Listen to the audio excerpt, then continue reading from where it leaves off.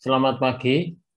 Pada video ini kita akan membahas tentang tes pengukuran, penilaian, dan evaluasi, yaitu sebuah konsep dasar dari evaluasi pembelajaran. Namun sebelumnya, bagi yang belum subscribe dan klik lonceng pada channel ini, silakan lakukan sekarang. Terima kasih.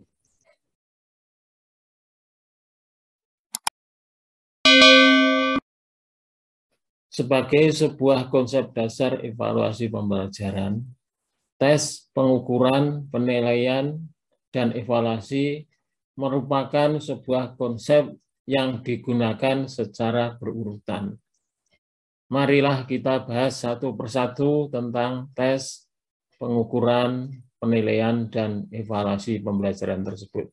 Tes itu adalah alat penilaian. Jadi tekanannya pada alat, ya, dalam bentuk tulisan untuk mencatat atau mengamati prestasi siswa yang disesuaikan dengan target penilaian. Ya. Jadi yang pengertian pertama itu tes itu alat, ya, bentuknya tulisan, gunanya untuk mengamati atau memperoleh prestasi anak yang disesuaikan dengan target. Nah, ini artinya bahwa di dalam proses pembelajaran itu kan ada target, ya. Itu yang diamati, yang disesuaikan, yang dinilai itu. Jadi alat, ya. Yang pertama itu adalah alat. Oke? Oh. Oke, ya, sudah ya. Jadi bentuknya itu bisa soal tes, soal ujian itu adalah tes, ya, disebut tes. Oke? Yang kedua adalah pertanyaan atau tugas atau seperangkat tugas yang direncanakan untuk memperoleh informasi tentang atribut pendidikan atau suatu atribut psikologis. Nah, di sini wujudnya kalau yang pertama tadi tulisan, yang ini bisa pertanyaan atau tugas atau seperangkat tugas. Jadi satu tugas pun bisa atau seperangkat tugas pun bisa untuk memperoleh informasi tentang ini atribut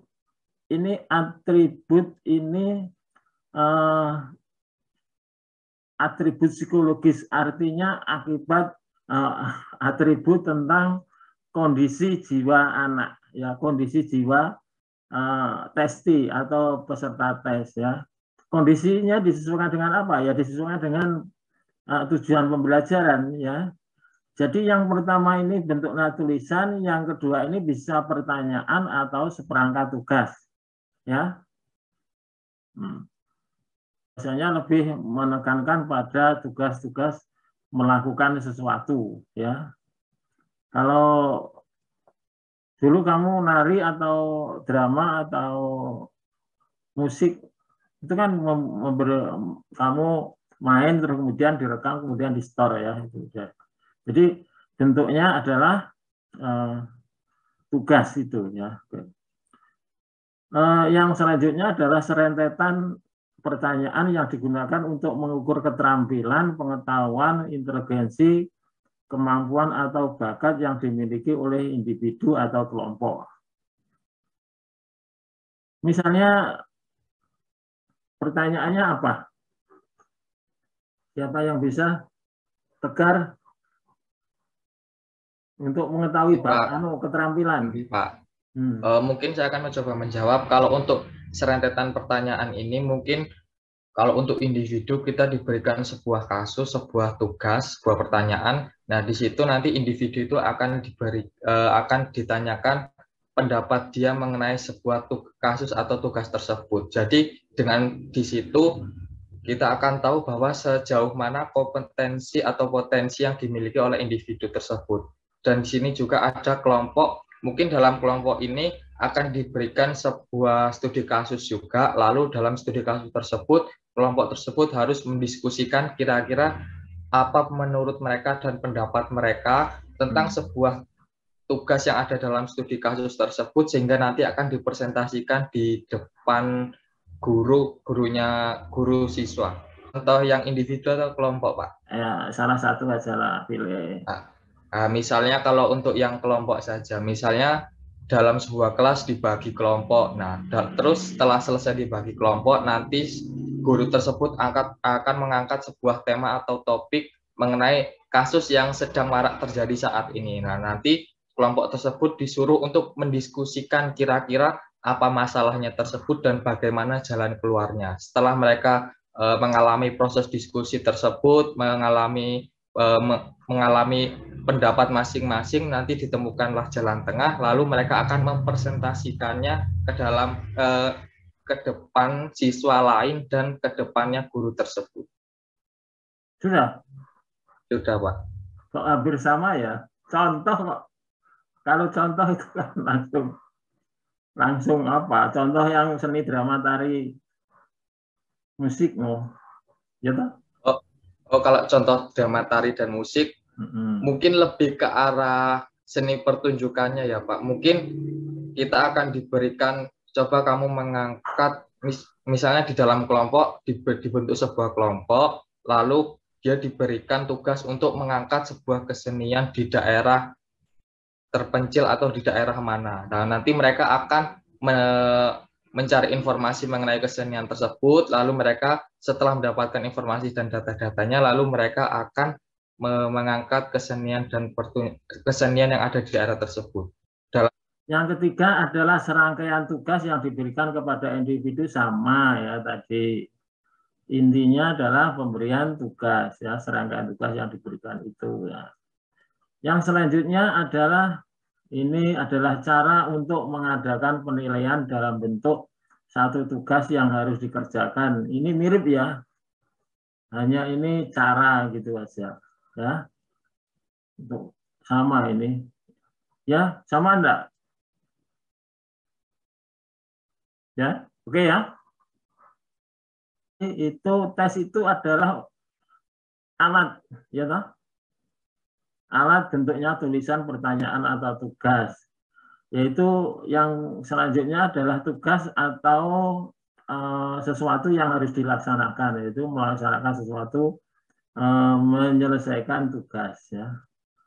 Ini gunanya adalah untuk mengetahui prestasi atau atribut psikologis atau keterampilan, pengetahuan, inteligensi, dan seterusnya. Sasarannya adalah kelompok atau individu. Kurang atau enggak ini? Coba dikomentari. Baik, Pak. Ya. Yang lain, Monik? Halo, Pak. Ya. Kamu mau mengomentari atau tanya atau apa? Bertanya saja, Pak. Tanya apa saya? Dulu itu kan waktu SMA, Pak. Nah, pernah ada tes psikolog. Tes psikolog itu nanti tes ada sertifikatnya. Nanti ada dapat sertifikat gitu, Pak. Nah, di situ nanti ada kayak IQ-nya berapa, terus ada kayak gitu, apa Pak? 6 IQ sama pencapaian kita saat tes gitu, Pak. Itu termasuk dalam atribut psikologi itu nih, Pak. Kenapa iya itu ya. Jadi tes itu tergantung pada tujuan juga ya. Jadi tujuannya untuk apa? Itu oleh karena itu maka hasilnya juga disesuaikan dengan itu. Kan nggak mungkin misalnya ngetes IQ kok hasilnya keterampilan enggak ya. Jadi harus sesuai dengan tujuan tes. Oleh karena itu ini penting nanti untuk bekal kita membuat soal itu harus gimana itu harus mengetahui tentang ini. Oke. Yang lain ada? Sudah ya? Oke, lanjut. Sekarang pengukuran. Pengukuran itu adalah penetapan angka dengan cara ini. Yang penting penetapan angka. Ya.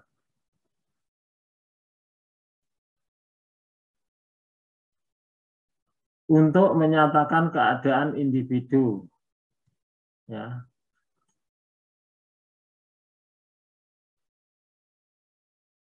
Ya, yang ini tadi. Terus kemudian tentang kognitif, psikomotorik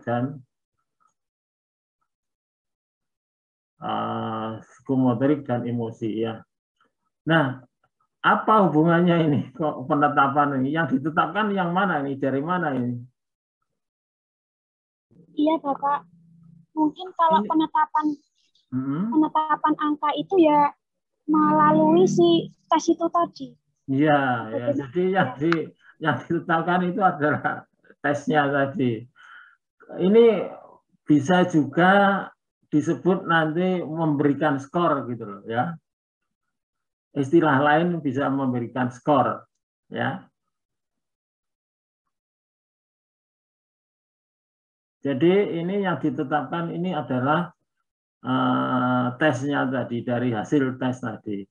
Setelah dites, oh ternyata angkanya sekian, betul. Kalau di dalam ujian tulis benar salah, benarnya sekian, salahnya sekian, maka angkanya sekian. Salah 2 berarti kalau jumlahnya 10 berarti dapat 8, kan gitu angkanya gitu ya.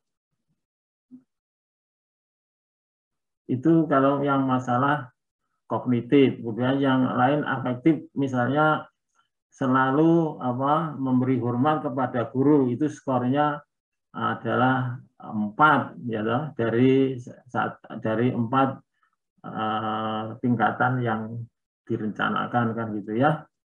Jelas ya. Jadi yang di pengukuran itu adalah penetapan angka dari hasil tes gitu ya. Sederhananya begitu ya. Oke. Yang selanjutnya adalah pengumpulan informasi kuantitatif mengenai karakter benda atau data kualitatif mengenai aspek kognitif, afektif, psikomotorik, emosi seseorang. Ya. Jadi ini adalah proses pengumpulan informasi kuantitatif ini yang perlu ya. Jadi mengkuantitatifkan aspek kognitif, afektif, psikomotorik, dan emosi. Ya, tekanannya di sini adalah kuantitatif, mengkuantitatifkan hasil observasi. Ya, kalau di sini istilahnya penetapan angka, kalau di sini adalah penetapan informasi kuantitatif, gitu ya. Ya, jelas ya. Jadi yang di sini penetapan angka itu bisa di istilah lain bisa pengkuantitatifan hasil observasi, pengangkaan hasil observasi gitu ya. Oke, jelas ya? Jelas, Pak. Oke. Nah, yang ini lebih jelas lagi. Yang ketiga ini, membandingkan hasil tes atau observasi dengan satuan unit standar, misalnya meter untuk panjang, gram untuk berat, dan lain-lain. Nah, di sini adalah membandingkan, ini artinya juga mengkuantitatifkan, mengangkakan dengan satu unit yang ya, satu unit standar itu adalah yang saya sebutkan tadi. Ya, misalnya kalau di dalam IC itu ada menjawab benar secara menyeluruh, secara semua lengkap, itu nilainya 4. Nah, ya. Terus kemudian kurang sedikit 3, kurang separuh 2, dan seterusnya itu ya. Jadi ini hasil tes dengan satuan unit ya, satuan unit ya. Terus kemudian adalah proses mendapatkan informasi kuantitatif ini. Hanya istilahnya saja yang dibuat berbeda. Tentang dunia fisik, dengan cara menyajikan informasi dan menyatakan perbandingan ukuran kuantitatif dengan satu standar yang dalam pengukuran absolut ya, atau parameter dan relatif. Jadi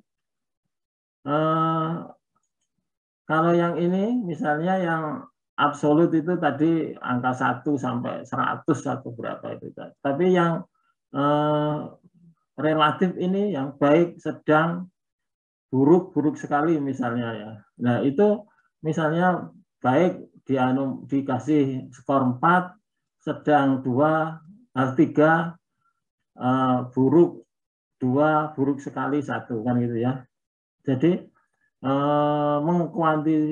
mengkuantitatifkan itu dengan cara menggunakan standar yang absolut ya, pengukuran absolut atau relatif ya.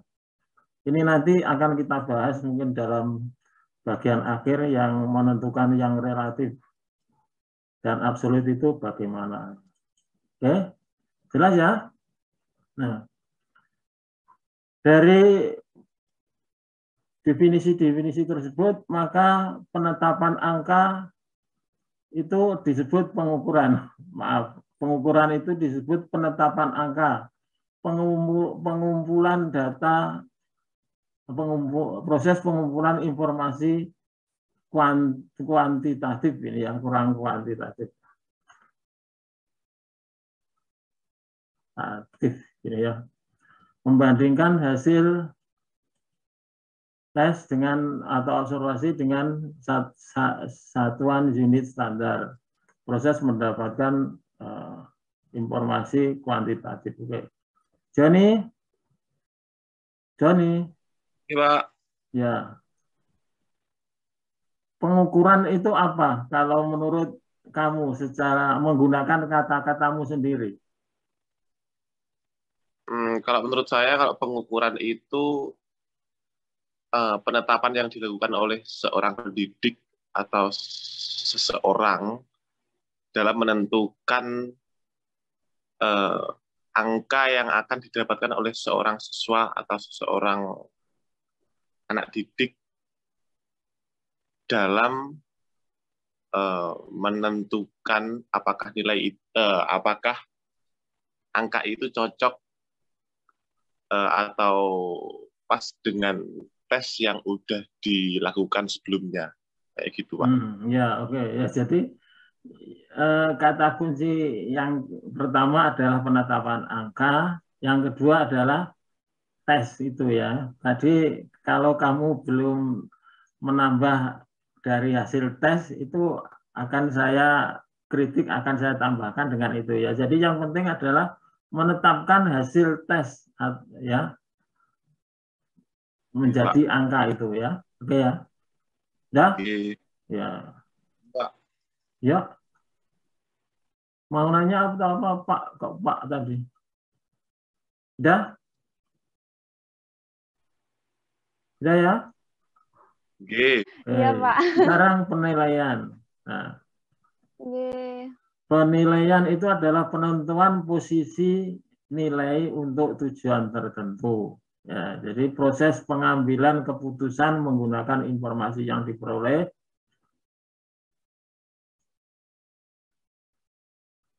proses mengambil keputusan ini ya. Ini penting. Dasarnya dari pengukuran tadi ya. Nah, menggunakan informasi yang diperoleh melalui hasil pengukuran hasil belajar yang baik menggunakan tes maupun non-tes ya. Jadi tes ini biasanya untuk kognitif, non-tes ini biasanya untuk yang lain ya. Di kita itu untuk nilai 91 sampai 100 itu nilainya A ya toh. 85 sampai 89 kalau nggak keliru. Kalau sampai 90 itu B. Terus kemudian 74 sampai 60 kalau nggak keliru itu C dan seterusnya. Nah, mengambil keputusannya adalah untuk yang bersifat kualitatif ya. kualitatif. Kalau yang kuantitatif kan 90, 75, 60, 1, 2, dan seterusnya. Tapi kalau yang kualitatif itu sifatnya adalah apa? Narasi, baik, buruk, sedang, dan seterusnya. Ya. Kemudian yang selanjutnya adalah menafsirkan atau ini menafsirkan. Kalau yang sebelumnya adalah menetapkan, ya, menetapkan. Kalau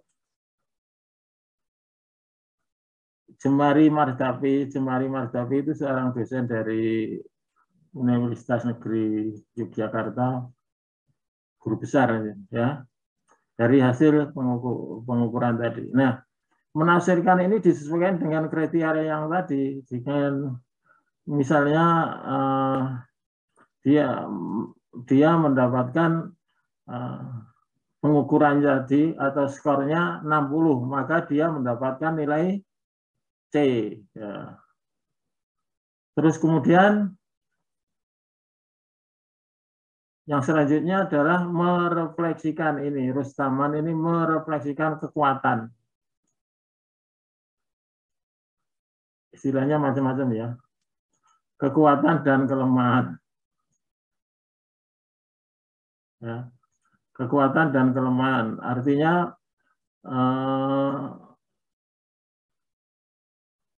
kalau saya kok lebih cocok merefleksikan kekuatan atau kelemahannya dan juga untuk perbaikan cara belajar atau penentuan kualitas peserta didik. Nah, kalau yang ini adalah sudah pada penggunaannya, ya. Jadi hasil penilaian ini nanti bisa digunakan sebagai cara untuk memperbaiki cara belajar siswa atau penentuan atau kualitas peserta didik, ya. Misalnya saja kamu dapat C, kan mesti ditanya. Kalau Anda konsultasi dengan dosen pembimbing, loh ini kok dapat C kenapa? Oh, saya kemarin bolos terus Pak, maka saya dapat C. Saya tidak mengerjakan tugas. Nah, itulah salah satu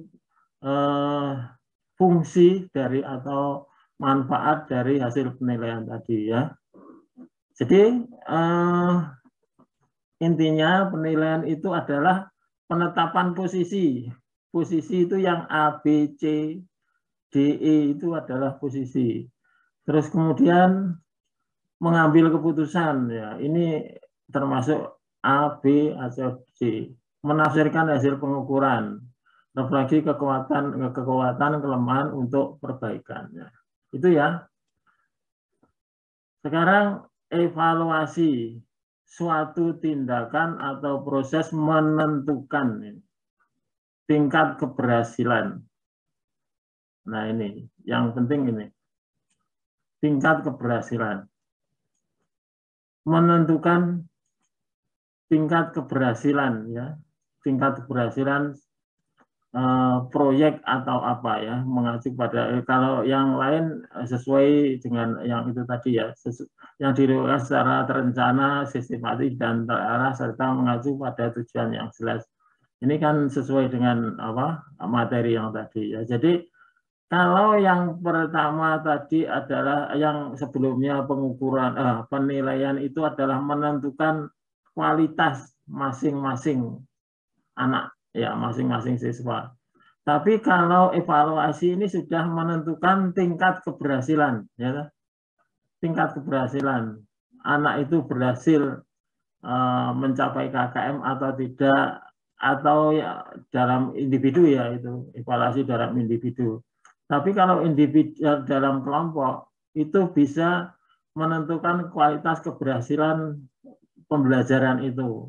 Di kelas A itu ternyata yang menjabat nilai KKM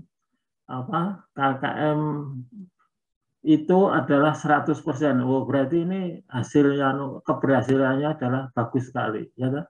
Tapi di kelas yang lain itu misalnya yang mendapat KKM adalah sedang, ya, adalah separuh, yang lain belum mencapai. Berarti hasilnya adalah tingkat keberhasilannya pada tingkat yang sedang, gitu ya. Oke. Ya. Terus kemudian ini juga sama tadi. Proses pengambilan keputusan yang didasarkan atas informasi yang diperoleh melalui pengukuran hasil belajar yang baik menggunakan tes maupun non-tes. Wujudnya wujud dari evaluasi tersebut ya. Kalau yang ini prinsipnya adalah sama ya. Jadi pengambilan keputusan yang didasarkan atas informasi melalui pengukuran hasil belajar. Nah, kalau yang jelas bahwa ini adalah penentuan tingkat keberhasilan itu adalah ditentukan oleh kualitas yang tadi, ya, kualitas penilaian yang tadi. Apakah dari hasil penilaian itu bisa semuanya berhasil atau tidak? Ya.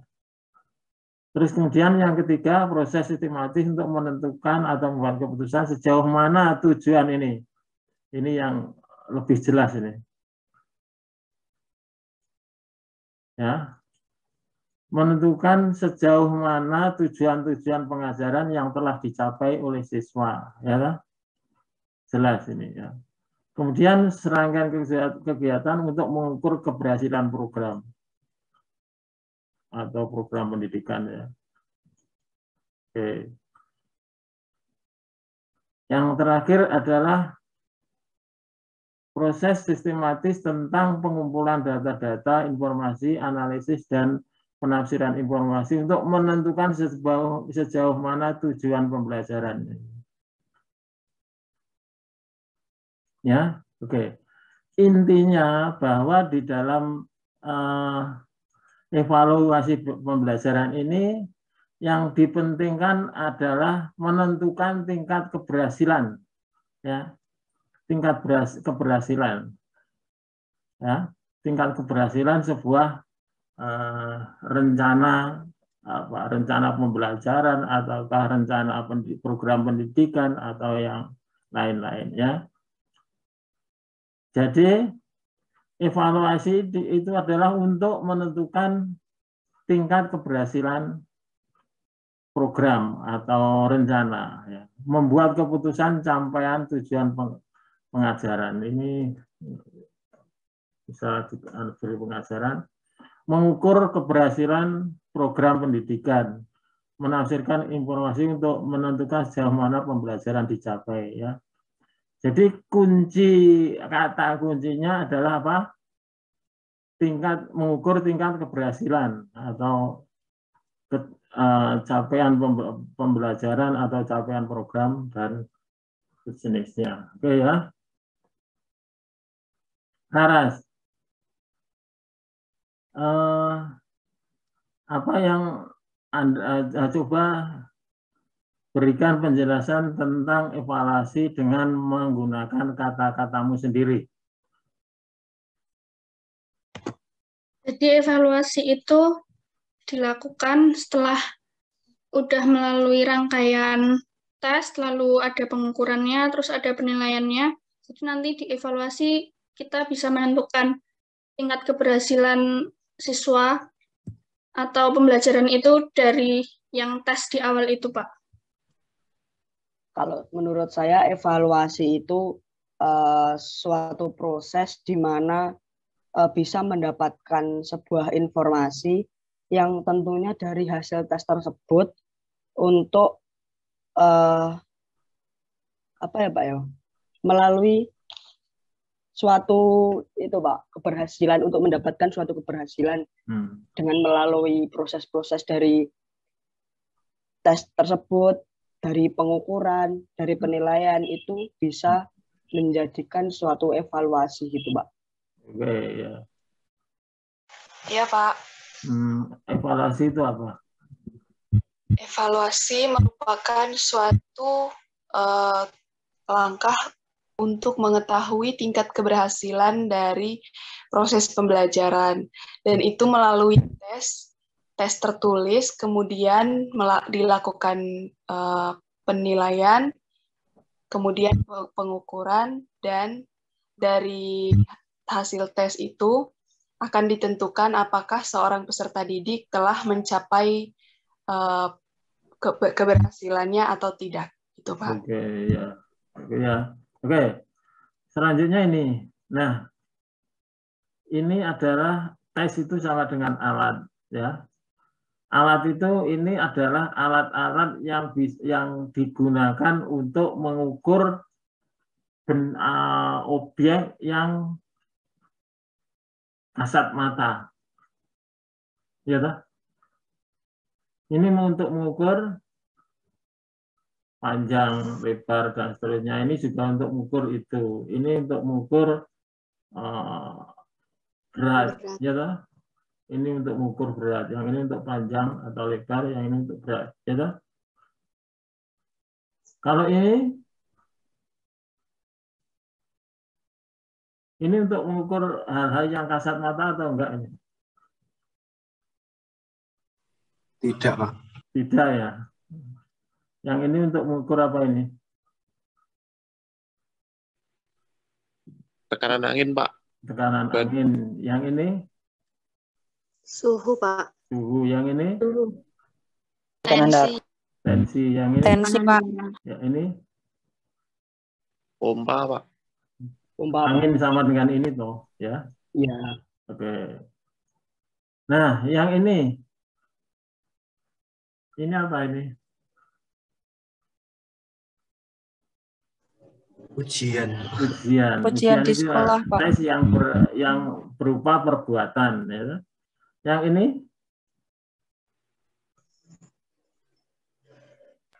Tes SIM.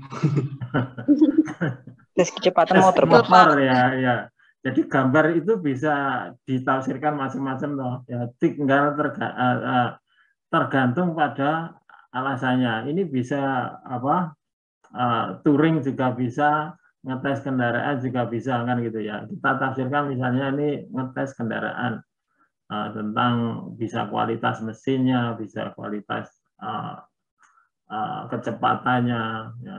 Yang ini juga tes. Terus yang ini adalah tes keterampilan, Pak. Keterampilan, ya, oke. Terus ini ya, ini pengukuran yang tadi diukur ini ya. Ini apa? Oh, ini ngukur apa? Ngukur diameter pohon, Pak. Pohon, Pak. Nah, ngukur apa ini? Ukur benda yang titik. Nah, yang perlu diperhatikan bahwa setiap alat itu mempunyai fungsi yang cocok untuk objek yang berbeda. Ya. Untuk pengukuran pohon ini bisa menggunakan meteran. Tapi meteran itu mungkin tidak bisa digunakan untuk mengukur ini. Ya.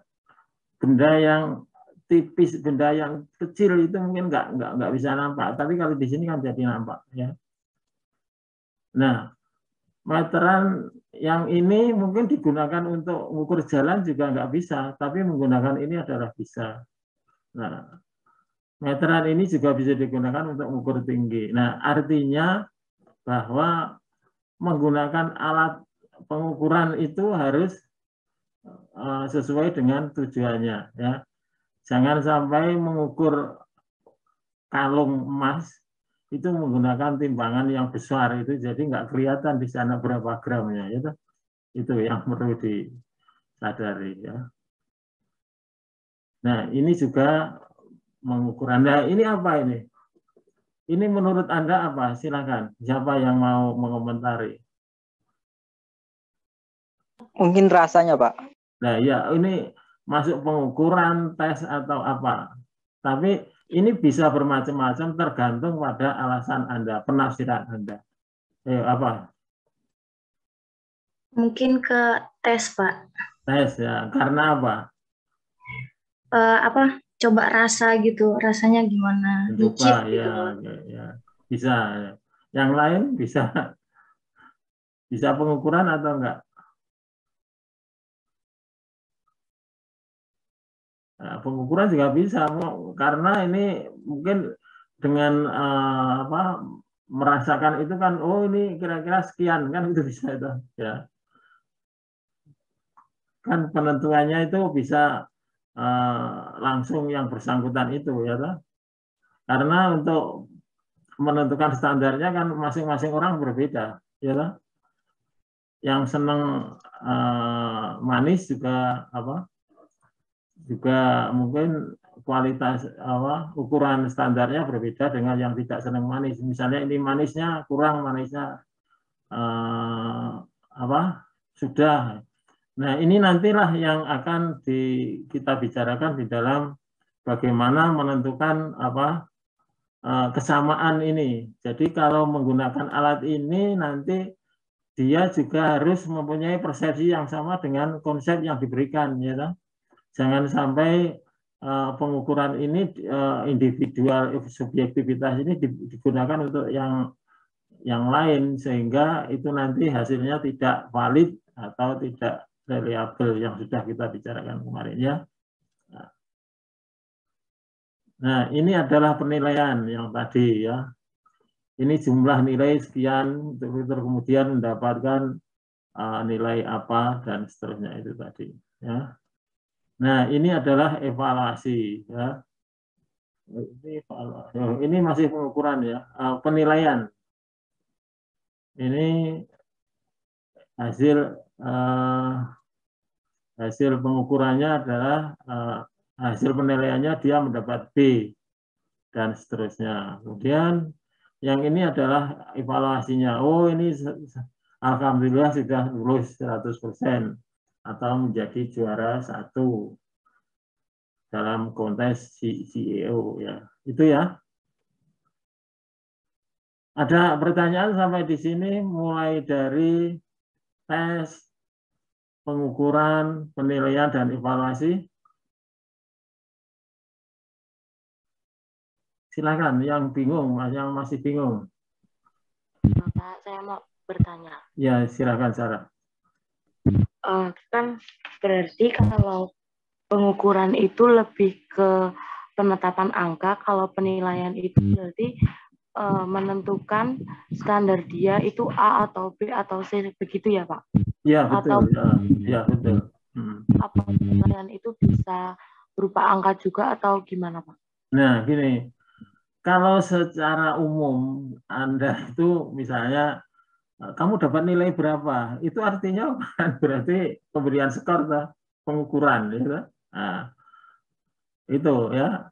Tapi kalau penilaian di dalam ini, di dalam konsep ini artinya adalah menentukan posisi itu ya. Apakah kamu dapat berapa? Itu kan dapat A. Nah, itu sudah penilaian sudah ya.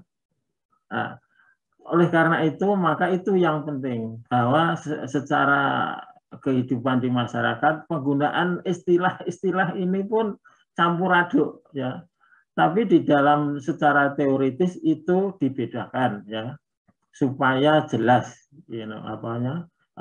langkah-langkahnya gitu ya. Jadi dengan setelah mengikuti materi ini Anda sekarang mulai sadar, oh ini misalnya ketika orang kamu sudah tes atau belum? Oh ini berarti tes yang dimaksudkan adalah tes perbuatan. Artinya apakah Anda sudah mengikuti tes atau belum ya? Artinya apakah sudah mengerjakan tes atau belum ya? Penilaian juga begitu ya. Apakah kamu sudah dinilai? Itu artinya adalah sudah mengikuti tes dan seterusnya ya. Jadi penggunaan tes, evaluasi, penilaian, dan pengukuran itu biasanya di dalam kehidupan sehari-hari itu dicampur aduk. Ya, oke. Yang lain? Saya, Pak. Ya, silakan. Jadi tadi pada saat Bapak menjelaskan tentang pengukuran itu, kan sedikit menyinggung ada kata istilah relatif dan absolut. Nah, itu tuh maksudnya relatif dan absolut dalam pengukuran itu bagaimana ya Pak? Yang absolut itu adalah untuk pengukuran benda yang fisik ya, panjang meja ini 1,5 meter, lebar itu adalah 145. Itu kan absolut ya toh. Misalnya yang panjangnya 150 cm dikatakan 145 kan nggak bisa tuh. Yaitu absolut, harus menggunakan kata-kata yang tepat yang harus tidak boleh dikurangi. Nah, kalau di dalam yang relatif itu menggunakan menggunakan apa ya? Itu jadi misalnya yang 91 sampai 100 itu A, ya. Itu kan berarti yang mendapat A itu tidak hanya 100 saja, atau mulai 9, 10, 1, 92, 93, 94, 95, 96, 97, 98, 99 sampai 100. Nah, itu kan relatif, artinya tidak absolut ya. Kalau tidak mendapat, kalau yang absolut kan kalau tidak 100 ya bukan A kan gitu kan. Tapi yang relatif itu dari nilai 91 sampai 100 itu mendapat A, gitu. Jelas kan bedanya? Jelas nggak? Atau masih bingung? Ya berarti bisa dikatakan kalau absolut itu mutlak dan biasanya itu digunakan untuk mengukur yang berbentuk fisik gitu ya Pak? Ya, yang absolut terus. Sedangkan kalau yang relatif itu apa bisa menyesuaikan sesuai range yang sudah ada gitu ya Pak? Iya, betul itu ya. Jadi kan istilah relatif itu digunakan untuk penilaian dalam range itu ya, range-nya itu ya. Yang lain? Baik, makasih. Yuk. Orang main musik itu penilaiannya menggunakan kasat mata atau tidak kasat mata?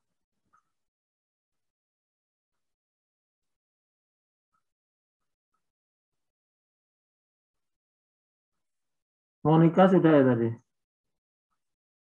Monik sudah? Monik? Sudah, Pak. Sudah ya? Amelia, Garo, Adelia, Joni, Tegar sudah. Octavia Dwi Wulandari. Ya, Pak. Main musik itu pengukurannya kasat mata, menggunakan pengukuran kasat mata atau tidak kasat mata?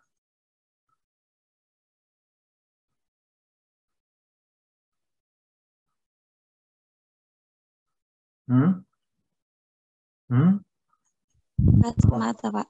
Hah? Kasat mata? Menggunakan apa? Hah? Keterampilan dari cara, tadi kan Bapak kan cara memainkan gitar kan Pak, itu kan namanya dari alatnya, terus dari keterampilannya gitu Pak. Oh, enggak, ini pertanyaannya hanya kasat mata dan tidak kasat mata. Main musik menggunakan alat penilaian atau pengukuran kasat mata atau tidak kasat mata?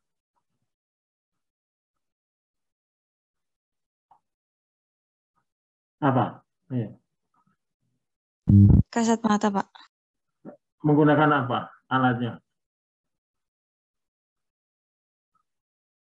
Ya kan, kalau tinggi kan tinggi, panjang pakai meteran, berat pakai timbangan. Ya. Kalau itu termasuk kasat mata kan berarti menggunakan alat seperti itu kan? Ya.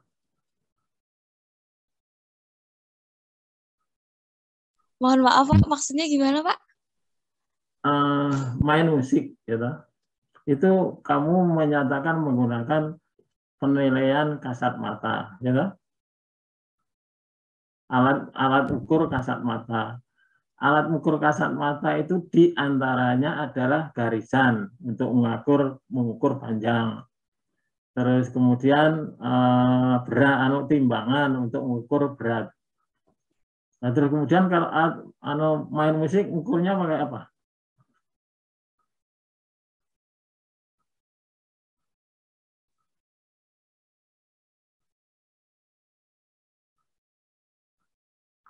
apa? Ya kan berarti wujud alat musiknya seperti timbangan atau itu kan sudah ada di umum, orang bisa pakai ini kan gitu. Ya.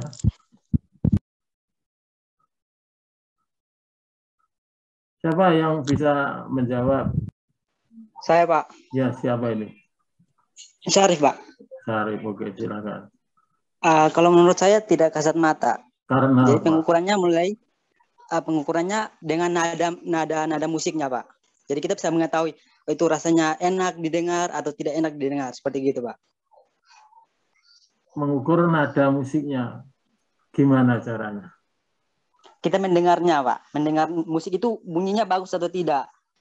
Ini cara mainnya bagus atau tidak. Kita bisa mendengar dengan cara misalnya gitar dipetik, oh ini bagus gitu. Kalau drum dipukul, seperti begitu, Pak.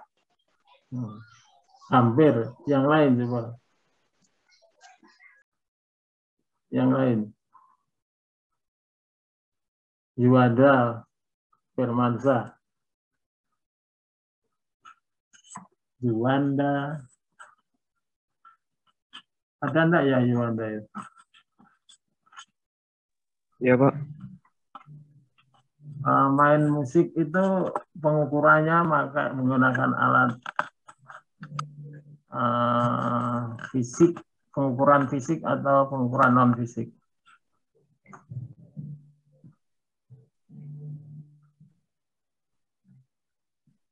Nggak tahu juga. Nggak tahu juga, Pak. Nggak tahu ya. Jadi untuk bermain drama, menari, bermain musik itu yang diuji apa ya? Keterampilannya kan? Gitu? Iya, Pak. Nah, keterampilannya oleh karena itu penilaiannya itu non fisik, gitu?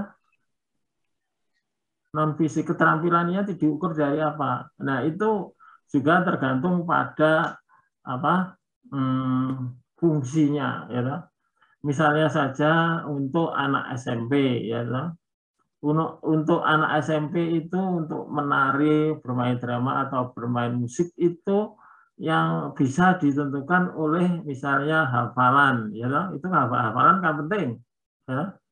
Belum kualitas yang apa rosol itu belum sampai, tapi hafalan, ya. Terus kemudian baru apa ke apa rangkaiannya itu kira-kira gimana, sudah benar atau belum kan itu ya. Jadi untuk bermain musik atau bermain seni itu yang digunakan adalah pengukuran non fisik ya. Nah, tidak kasat mata. Nah, pengukuran non fisik ini saya berikan contoh yang apa? Yang ekstrim ya. Ini biasanya muncul di dalam kakak-kakak Anda ketika menentukan permasalahan penelitian. Motivasi belajarnya kurang, Pak. Ya, itu adalah mengukur perilaku yang mencerminkan motivasi belajar. Jadi motivasi belajar itu tidak bisa diukur secara langsung seperti panjang meja, panjang lebar meja dan seterusnya itu. Ya, jadi motivasi belajar itu diukur dari perilaku yang mencerminkan motivasi belajar itu. Nah, itu indikatornya apa? Tekun, ya. Kalau anak tekun belajar itu biasanya kan motivasinya tinggi kan, ya. Kemudian ulet, tidak lekas puas, ya. Para juara-juara itu kan biasanya tidak lekas puas dengan hasilnya. Pokoknya saya harus nomor 1 sedunia itu. Misalnya kalau badminton itu kan seperti siapa? Siapa itu yang juara mendapatkan medali emas di Olimpiade Tokyo itu siapa? Siapa itu? Masa enggak ada yang putri ya itu ya Gideon enggak, Gideon di dapat Bang. Yang putri siapa itu? Apriani siapa itu kan dia berlatihnya tidak pernah puas. Artinya dia selalu ingin nomor satu ya. Minat terhadap bermacam-macam masalah. Nah ini